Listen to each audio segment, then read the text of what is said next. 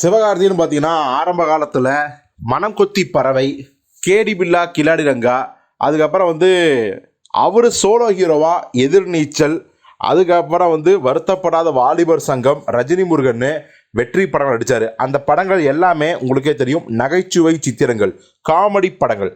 அவர் ஒரு comedy hero, Ramarajan மாதிரி ஒரு அலை இருப்பார், ஆனால் அடுத்த அலையில் காணாமல் போயிடுவார் அப்படின்னு தான் நிறைய பேர் சொல்லிட்டு இருந்தாங்க. அதை முறியடிக்கணும் அப்படிங்கிறதுக்காகவே சிவகார்த்திகேயன் தான் ஒரு ஆக்ஷன் ஹீரோவாக மாறணும், ஒரு மாஸ் ஹீரோவாக ஆகணும் அப்படின்னு அப்பப்போ முயற்சிகள் பண்ணுவார். வேலைக்காரலாம் நடிப்பார், படம் சரியாக போகாது. அப்புறம் இரும்புத்திரை ஹிட்டு கொடுத்த மித்திரன் இயக்கத்தில் நடித்தார் ஹீரோ, அதுவும் சரியாக போகல. ஒரு வழியாக அவருக்கு நெல்சன் கை கொடுத்து டாக்டர் படம் சூப்பர் ஹிட் ஆச்சு. எல்லாத்துக்கும் மேலே மடோன் அஸ்வின் இயக்கத்தில் மாவீரன் படம் சிவகார்த்திகேயன் பிடிக்காத கூட பிடிக்க வச்சுது. இப்போது கமல் தயாரித்து ராஜ்குமார் பெரியசாமி இயக்கிய அமரன் படம் அவரை ஆல் இந்தியா முழுக்க ஃபேமஸ் ஆகி விட்டுருச்சு. ஸோ அடுத்த தளபதி விஜய் சிவகார்த்திகேயன் தான் அப்படின்னு சொல்கிற அளவுக்கு அந்த படம் தாறுமாறு வெற்றி, 340 கோடிக்கு மேலே வசூல்.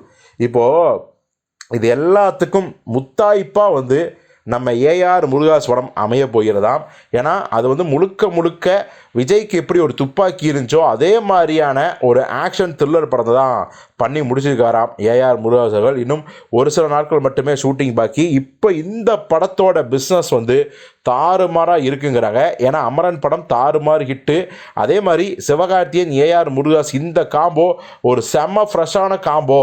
உதாரணத்துக்கு ஏஆர் முருகாஸ் சூர்யாவோட முதல் தடவை இணைஞ்ச போது கஜினி ஒரு மாபெரும் பிளாக் பஸ்டர். அதே மாதிரி தளபதி விஜய் கூட முதல் முறை இணைந்த அந்த துப்பாக்கி மாபெரும் பிளாக் பஸ்டர். அந்த வரிசையில் இந்த படமும் அமையும் அப்படிங்கிறதாலேயே டிஸ்ட்ரிபியூட்டர்ஸ் இந்த படத்துக்கான தொகையை ரொம்ப அதிகமாக சொல்கிறாங்களா. அதாவது இதில் எந்த காம்ப்ரமைஸும் கிடையாது, ஏன்னா படம் ஷியூர் ஷாட் பிளாக் பஸ்டர் அப்படிங்கிறத தெளிவாக இருக்காங்களா. ஸோ இந்த படத்தோட பிஸ்னஸ், ஓடிடி ரைட்ஸ், அப்புறம் சேட்டலைட் பிஸ்னஸ், இதெல்லாம் பார்த்தீங்கன்னா ரொம்ப ரொம்ப மலைப்போடு ஆர்வத்தோடு பார்த்துட்டு இருக்காராம் எஸ்கே. ஏன்னா இந்த படம் நம்முடைய கேரியர்லேயே பிஸ்னஸ் வைஸ், சேலரி வைஸ் எல்லாத்துலேயும் உச்சம் தொட வைக்க போகுது அப்படிங்கிறதுல ரொம்ப ரொம்ப நம்பிக்கையாக இருக்காராம். ஸோ நீங்கள் இந்த எஸ்கே ஏஆர்எம், அதாவது சிவகார்த்திகேயன் ஏஆர் முருகாஸ் இயக்கத்தில் அந்த ஒரு காம்பினேஷனில் இந்த படத்தை எந்த அளவுக்கு ஆர்வமாக காத்திருக்கீங்க அப்படிங்கிறத கமெண்ட்டில் சொல்லுங்கள்.